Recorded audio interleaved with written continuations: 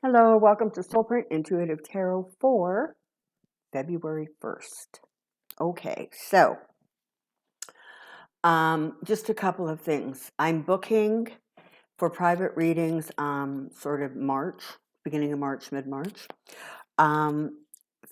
For the new subscribers, welcome to Soulprint. I'm so delighted you're here. For the donations, thank you so much. It humbles me every time.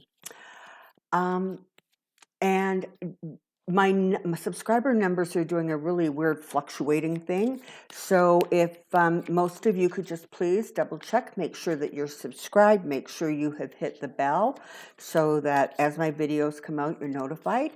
But double check that you're subscribed because people are becoming unsubscribed and then they have to resubscribe. So I'm not sure why, but that seems to be what's going on right now. So, just double check your own phones or your own devices. Okay, I want to take a look at Scotus. Now, I had gotten a request last week from a viewer named Sue. And she wanted me to take a look at the Supreme Court. And I thought, you know what, that's a really good idea. We should do that. And then between when I got her letter on, I think, Friday, and now, hi. And now, Biden has announced that hey, Nova, listen, say hi to all the nice people. He says, I'm getting along better with my sister, but she's the instigator. Is she? She's the instigator. Go play. They're adapting to each other. Nope. You adapting to your sister doesn't mean you get to eat my cords. So Biden announced that he was going to set up that committee to figure out what could be done for the Supreme Court, through the Supreme Court, with the Supreme Court, however that works.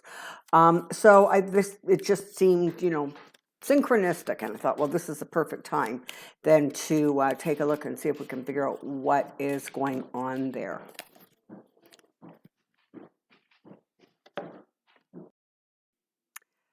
Okay, so for those of you who heard that thumping, banging in the background, that was Nova throwing himself against the bedroom door that is closed, and Twyla is behind that closed door.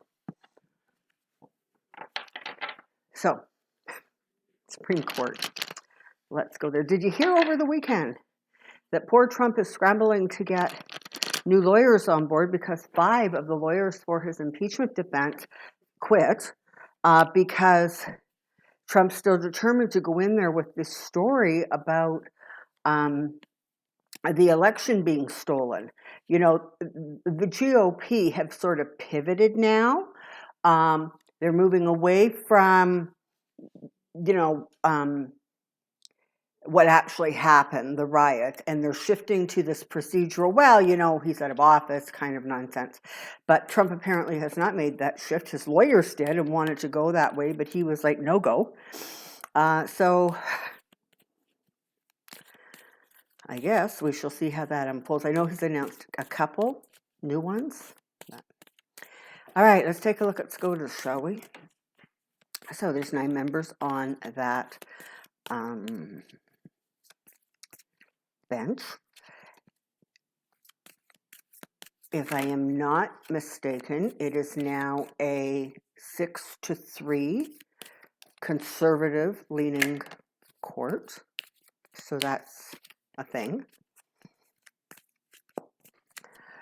And, the conservatives, that was Mitch McConnell's whole thing, right? That was his legacy. It was like stacking the courts to the exclusion of everything and anything else. That was all he wanted to do, was stack the courts and probably get through that really big tax cut. And they put young judges on the bench, and they're on the bench for life. And so, you've got some 40-year-olds, early 50-year-olds maybe, on that bench now that got put in. They're going to be around for a long time, folks. So let's see what is going to happen with the Supreme Court of the United States of America. Here we go. Tell me about Scotus. Tell me about Scotus. Tell me about Scotus. Come on down.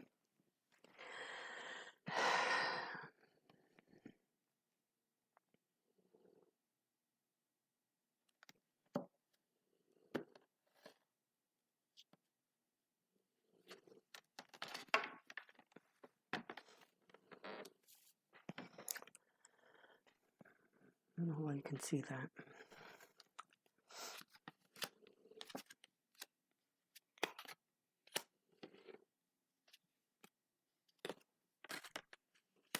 Okay. So,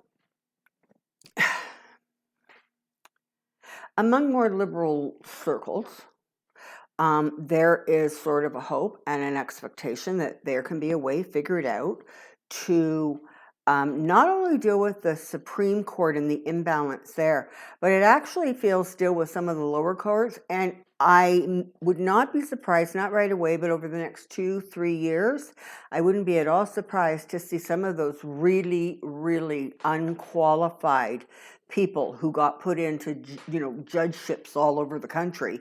I wouldn't be surprised if some of them started having trouble. They were removed from the court. And that's just because they got no business being there, right? I mean, never mind liberal conservative. How about do you actually know what goes on in a courtroom kind of thing? So, but, this is the thing. There are a number of ways to balance the Supreme Court, okay? And it's going to boil down to what can be done that does not feel like, we're trying to demolish what was before, because that's, of course, when people get really, really up in arms. And I think there's a bit of a strategy here to try to figure out a way to make the changes, but without, getting everybody's hair on fire. It's also, I heard somewhere, and so I do want to check in on that. I heard shortly after Biden was inaugurated that both Alito and Clarence Campbell, no, Thomas, are looking to retire. So that right there is interesting, because that, of course, would take away 2 conservative judges, put 4 liberal judges in there.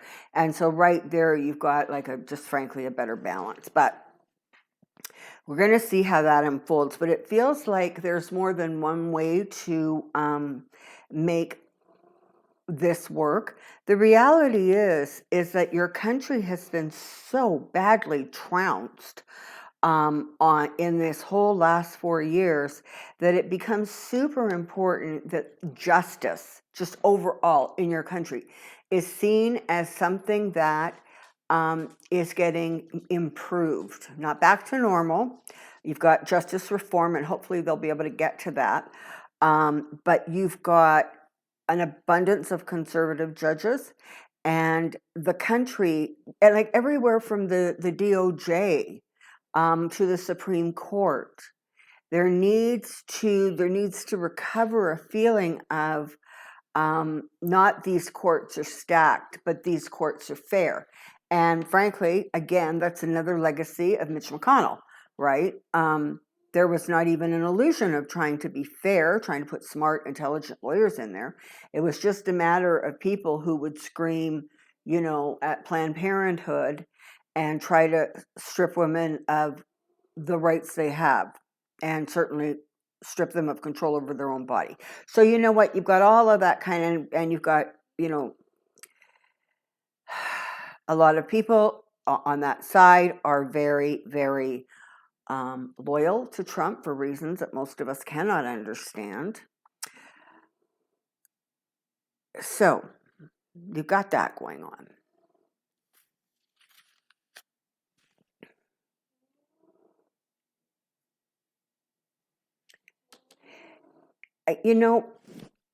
this is not sort of a doom and gloom thing. It feels like right now there's a lot of gathering of information.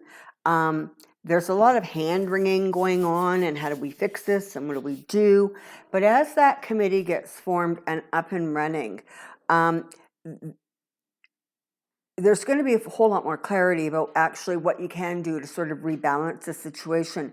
But I wouldn't be surprised if there wasn't one or two openings coming up. And so that right there may be able to at least shift the balance a little bit better, even in the more immediate future. And the other thing too, frankly, is Scotus now has to figure out how to redeem their own reputation, because Trump besmirched it something terrible, because everybody understood that Trump sorted out, they got all these lawsuits going, right? And then he was pushing them and pushing them and pushing them to trouble up the courts. He didn't care how many losses he had along the way. He was trying to get the cases to the Supreme Court, where he flat said, my judges will give me the election. My judges. So they're in trouble themselves. They've got to take a good look at a reputation there that also needs to be improved, clearing up. And it's not that they did or didn't do anything right or wrong. It's simply that, they are just another victim to Trump's, kind of insanity, right?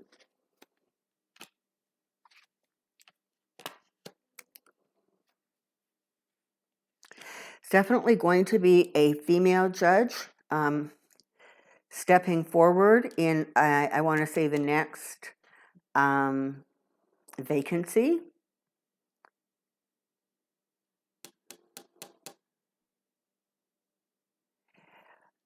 The Angel of Temperance is here, reminding, I guess, all of us that the law cannot be lopsided in one direction or another. It has to be balanced. There has to be temperance, an equalness, a calmness, a clarity. And so that is the intention. That is what is going to get corrected. This isn't going to be a sort of, trying to get rid of people left, right, and center just because. There's going to be some strategy behind it, and leveler heads or cooler heads have to prevail. But the reality is that people are very anxious for things to get corrected, particularly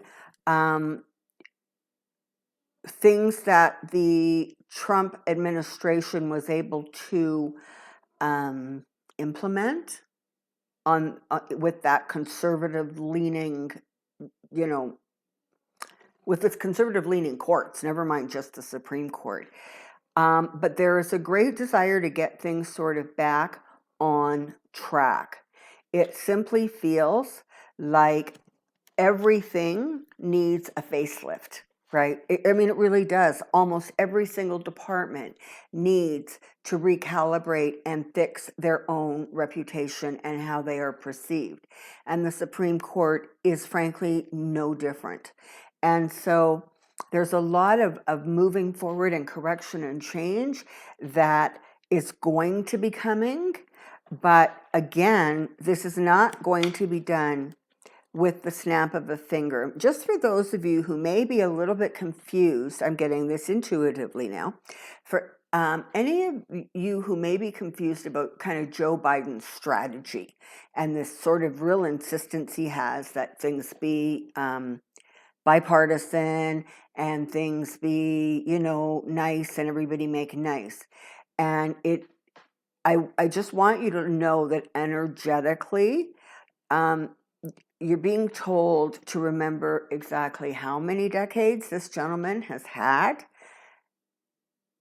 in Congress as a senator. Lots and lots and lots and lots and lots and lots of experience. Now, it feels as if he wants to extend the olive branch, but if the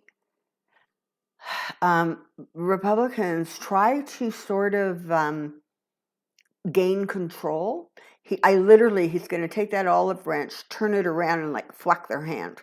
So it's not for show. There is an intention to make this work, but when it comes right down to it, there is stuff he has to get done, and he has the votes to get it done, so they need to get it done. So that's sort of where that is and where we're at here. So that's what's going on. And this is the thing that it applies to the Supreme Court. In fact, that attitude, that prevailing attitude, really applies to all, the big departments, right? Because there needs to be at least the attempt, the good faith gesture to try to bring this back together. The Democrats learned a hard and valuable lesson by trying to placate the Republicans. It doesn't work, and they know it, and they've learned it. But there is this sort of attempt of, let us reach out to you because then you can, we can work on this together. But if you don't want to, that's it. We're going ahead. So that's sort of the energy that's going on in Congress right now, whether that is with the House, the Senate, or the White House. It's let's try to do bipartisan, and when that fails, just watch out. We're just going to start moving through this stuff. Now, back to the Supreme Court.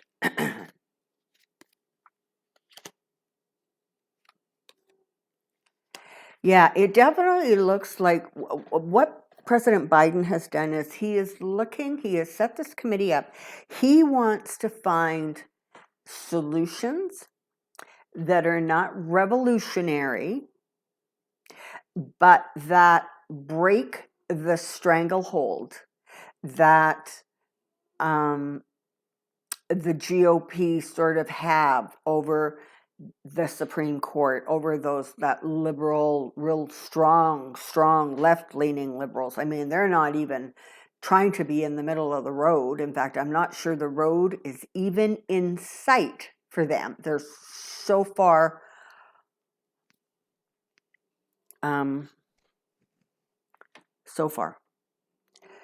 Okay, and for those of you, if I once again have mixed up my right wing and my left wing, just you know what I'm talking about, right?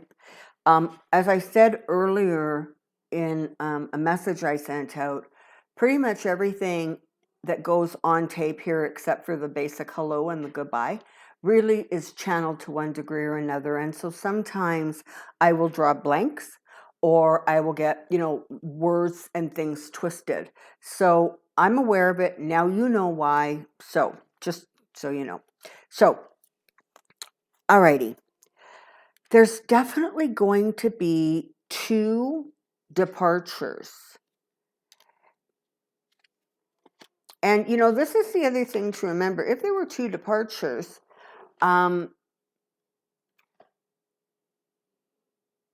no one said that the court has to be 9, or 11. They could hold it at 7, except that would give them, or it should give them, it would still be a 4-3 court. But in any case, so there's definitely some departures, but there's some serious strategizing going on. It's not like Biden just phoned up these people today and said, okay, let's get started and think about this. This has been in the works for a long time. It has been in the works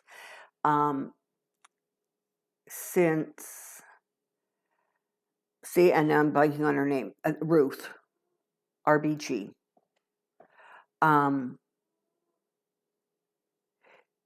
since she passed, and they just shoved that final judge in place, the female one with the very, very left-leaning. So this has been going on behind the scenes. Things have been worked on so that there can be a rebalancing, literally a rebalancing of the courts.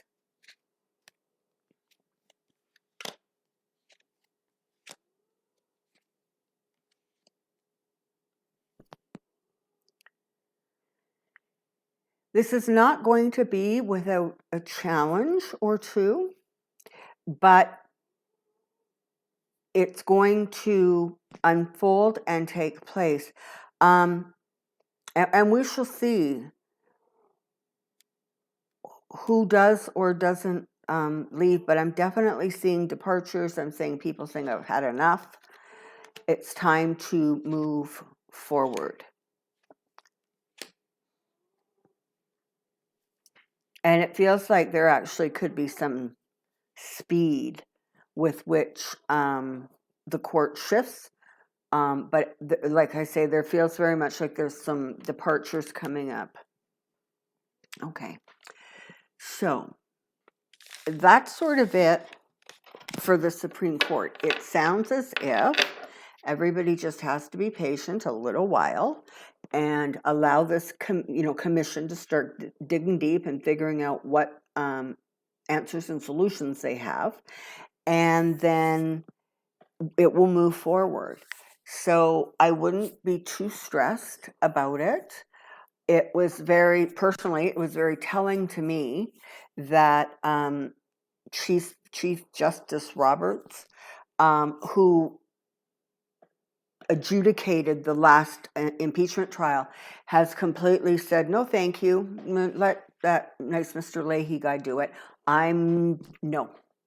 Well, if that's not, I am trying my level best to separate and pull back from the Trump insanity. I don't know what is, right? It was just like, yeah, no, I'm done. I'm not going to do that. I'm not going to sit there. And so, again, it's optics, right?